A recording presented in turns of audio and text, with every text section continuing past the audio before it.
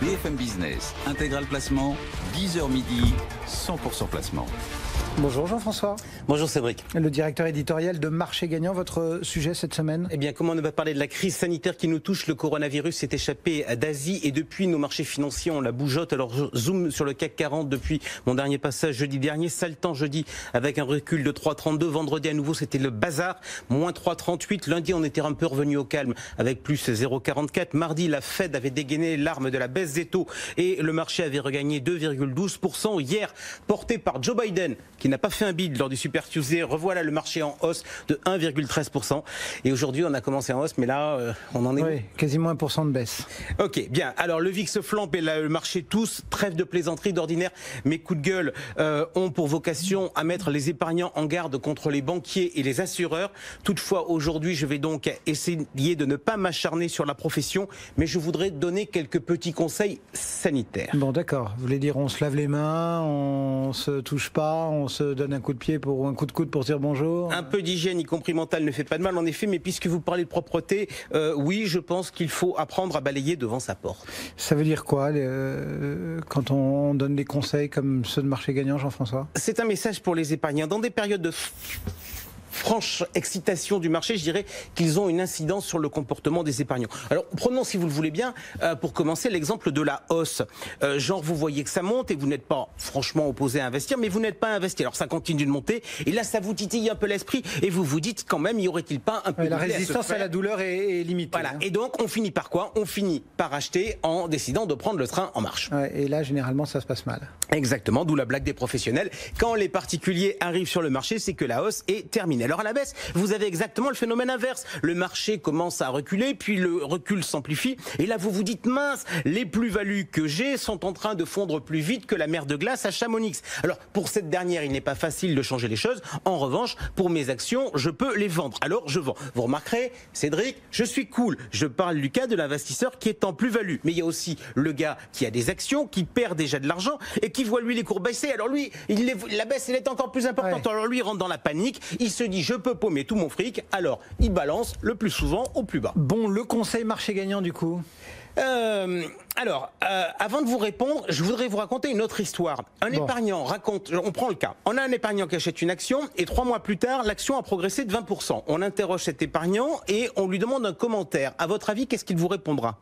Il frimera un peu, il dira qu'il a été bon dans son choix. Parfait, bingo, c'est ça. Et reprenons maintenant le même épargnant qui achète une autre action et puis on le retrouve 3 mois plus tard et cette fois-ci l'action a baissé de 30%. Bon. À votre avis, son commentaire c'est quoi? C'est que le marché a tort, que lui il a raison et qu'il va en profiter pour moyenner la baisse. Exactement, ça sent le vécu si je puis me permettre cette histoire. Toujours est-il que là on a un autre réflexe de base des individus qui est démontré.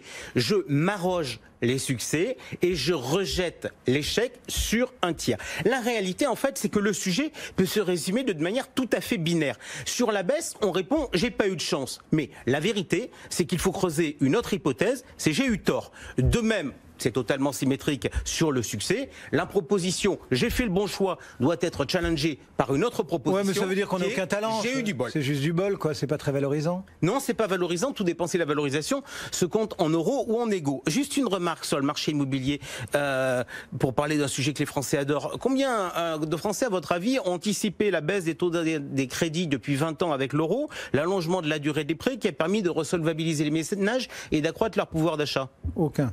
Voilà. Et pourtant, ces éléments ont massivement poussé les prix vers le haut. Ouais. Et si vous écoutez les Français, ils adorent l'immobilier parce qu'ils comprennent et parce qu'ils savent faire. La preuve, ils ont gagné de l'argent avec l'immobilier. Alors, pardon d'être lucide, mais je crains que cette position relève d'une surestimation de leur capacité. Avec la pierre, la plupart des Français n'ont pas gagné de l'argent parce qu'ils sont bons, mais parce qu'ils ont eu de la chance. Bon, en tout cas, certains investisseurs se disent actuellement qu'ils n'en ont pas de la chance. Ouais. Alors, on va donc essayer de leur apporter des pistes de réflexion. La première réflexion qu'on doit donner, conseil sanitaire, c'est que quand un marché tousse, il faut, quand on est un investisseur particulier, prendre une très très grande respiration et garder son calme. Notamment pour ne pas se laisser porter par l'émotion du moment, mais d'essayer d'adopter des comportements rationnels. Ouais. Notamment en essayant de mettre les choses, Cédric, en perspective, au lieu d'avoir une simple vision court-termiste. Je sais qu'on a la mémoire courte, mais juste, Cédric, la dernière fois qu'on a eu une forte baisse assez rapide, c'était quand ? C'était au dernier trimestre 2018, on avait bien progressé, et puis patatras, fin d'année, Dérapage, tout est parti à la cave. Parfait, et vous avez une bonne mémoire, et est-ce que vous pouvez me rappeler la performance de la période qui a suivi, c'est-à-dire 2019 sur le CAC 40? Oui, près de 30%. Donc la dernière chute, elle a été suivie par un fort rebond. Rebond qui a été raté au passage par tous ceux qui, suivant leur bon vieux réflexe, se sont précipités pour vendre au début de l'année 2019, parce que les chiffres 2018 étaient mauvais. Bon, ok, très bien. Vous croyez au rebond, vous ? Moi, je crois en rien. J'essaie juste de regarder les choses avec un peu de distance. La méthode de marché gagnant recommande d'inscrire sur un bout de papier les 3 raisons pour lesquelles on achète un titre. Alors, si vous êtes aujourd'hui actionnaire en bourse, sur votre papier, il y a marqué quoi? Bah, acheter pas cher et vendre cher. Non, si vous me dites ça, pardon, je suis pas sûr que votre autorité de tutelle soit l'AMF, l'autorité des marchés financiers. À mon avis, vous relevez plutôt de l'ARGEL, l'autorité de régulation des jeux en ligne. Donc si vous êtes dans ce cas-là, vous faites comme au loto. Bon, allez, si sur mon papier j'ai marqué le rendement, j'ai investi parce que je trouvais que le rendement était mieux sur les actions que sur les obligations. Parfait, mais la crise actuelle doit vous amener calmement à regarder le dossier. D'abord, sur la capacité des boîtes à payer leur rendement. Vous voyez par exemple que vous avez une boîte comme la Société Générale, qui distribue un dividende de 2,20 € par an, qui a annoncé une refonte de sa politique de distribution, avec une baisse de la distribution de dividendes, au profit d'une politique de rachat de titres, qui est malheureusement beaucoup moins visible pour les épargnants. Donc l'expérience actuelle doit aussi vous apprendre qu'une action n'a pas de valeur de remboursement, à la différence d'une obligation, et que donc on peut perdre de l'argent au terme. Si donc ces éléments-là sont OK pour vous, vous gardez Brest et Zen. Bon, à vous entendre, il n'y a quand même pas beaucoup de raisons d'avoir des actions. Si, en fait, la raison d'avoir des actions, c'est de diversifier les patrimoines. On a beaucoup d'immobilier où on a eu du bol, et on a aussi beaucoup de produits garantis qui, par chance, ont beaucoup rapporté au cours des 20 dernières années. Mais la chance, elle peut tourner. Donc, avoir des actions, ça permet d'améliorer sa diversification et de disposer d'un effet de levier différent pour la performance de son patrimoine, au prix certes d'une prise de risque. Alors, vous dites que en fait, les actions, elles sont susceptibles de profiter de la croissance à terme de l'économie.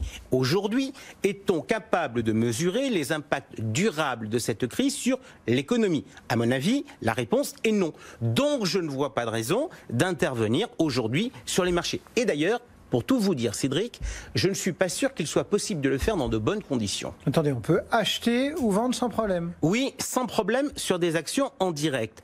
À dessein, vous remarquerez que depuis le début de cette chronique, je ne vous parle que d'actions. Mais Choupinette, qui nous écoute, elle se dit que traditionnellement, lorsque l'on parle d'actions, c'est la même chose que de parler de SICAV ou d'unité de compte dans un contrat d'assurance vie. Ouais. Et pourtant, c'est faux. Pourquoi? Parce que si aujourd'hui j'ai une SICAV PEA et que je décide de la vendre, elle vaut 100 aujourd'hui. Sur quelle base va être fait mon ordre? Pas sur 100, sur la base de la prochaine liquidative. Donc, vu la liquidité, la volatilité, pardon, ouais, ça va peut-être baisser, être... Ouais. Ça peut 104, baisser ou monter d'ailleurs. 104 ou 95. Ouais. Bref, c'est totalement aléatoire. Et je ne vous parle pas de mon arbitrage sur mon contrat d'assurance vie, parce que mon arbitrage, il sera exécuté aujourd'hui, vraisemblablement pas, peut-être demain, peut-être après-demain, peut-être dans 10 jours. Et pourtant, je pense à ce moment-là que je fais un acte d'investisseur. Bon, on conclut vite. Ouais, dans ces camps de crise, il faut donner des conseils sanitaires aux épargnants en leur recommandant de se méfier d'eux-mêmes.